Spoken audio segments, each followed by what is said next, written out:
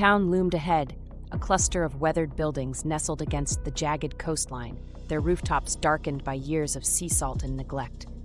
Smoke curled from stone chimneys, twisting into the storm-heavy sky, carrying with it the mingling scents of fish, damp wood, and human filth.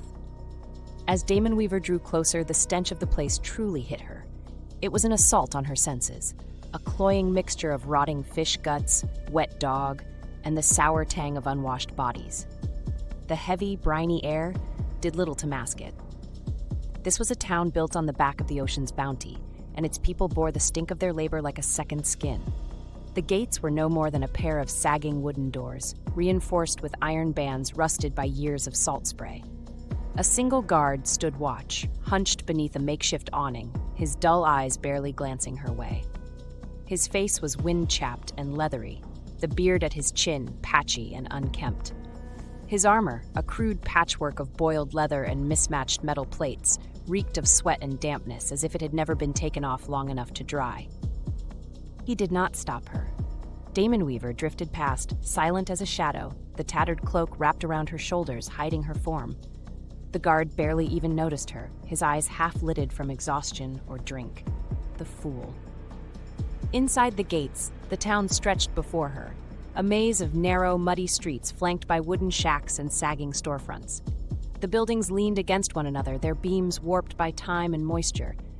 Fishmongers stood behind crude stalls, their wares laid out on stained wooden planks, the glistening bodies of cod and mackerel swarming with flies. A woman, broad-shouldered and grim-faced, gutted a fish with a dull knife, her calloused hands working with mechanical efficiency. Blood dripped onto the cobbles, mixing with the sludge of rainwater and refuse. Further down the street, a group of men clustered around a barrel, gambling with dice, their laughter thick with ale. Their clothes were rough-spun, their skin browned by the sun and salt air, their fingers blackened with fish oil. One of them, a burly man with a missing tooth, spat onto the ground as he lost a handful of copper coins to his companion. Children darted between the stalls, their bare feet splashing through puddles of filth, their faces smudged with dirt. A mongrel of a dog, its ribs pressing against its matted fur, sniffed at the scraps thrown into the gutters, gnawing at a fishbone. Above all of this, the sea roared beyond the docks, its endless crash against the cliffs a constant backdrop to the town's existence. Fishing boats bobbed in the harbor, their sails hanging limp, their hulls covered in barnacles. Sailors shouted to one another as they unloaded crates of salted fish, their voices hoarse from years of shouting over the wind. A place of hardship, a place of desperation, a place that could be molded. Daemonweaver moved through it all, her presence unnoticed, yet felt. Men turned their heads as she passed, drawn by something they couldn't quite name. A flicker of interest in their dull, tired eyes, a sudden tightness in their throats. Women eyed her with suspicion, sensing something beneath her ragged appearance that set their instincts on edge. She fed on it, even if they didn't yet realize they were offering themselves to her. And then, the temple, it sat near the center of town, its white stone walls blackened by years of soot and grime. A crude statue of Amara, the goddess of purity and light, stood at its entrance, her hands raised in blessing. Offerings of flowers, shells, and wooden carvings littered the steps, tokens of faith left by the town's weary inhabitants. And it disgusted her. This town belongs to the light, Llothenia's voice curled through her mind, warm as a lover's breath, cold as a dagger's edge. Amara's faithful dwell here, clinging to their feeble hope.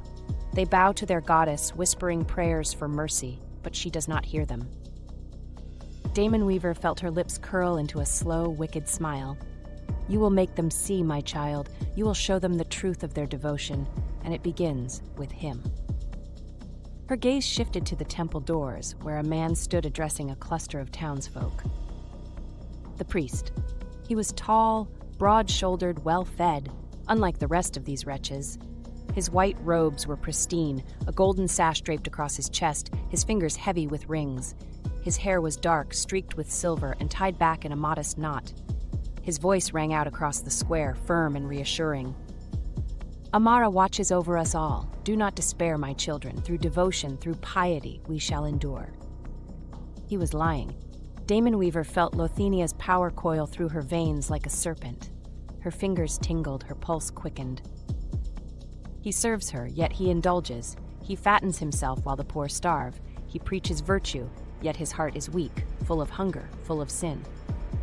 She could smell it on him now, beneath the scent of incense and holy oils, beneath the facade of righteousness, greed, lust, vanity. Take him, my love. Show him what devotion truly means. Daemonweaver let her hood slip back, her dark hair tumbling around her shoulders, her crimson eyes gleaming beneath the setting sun.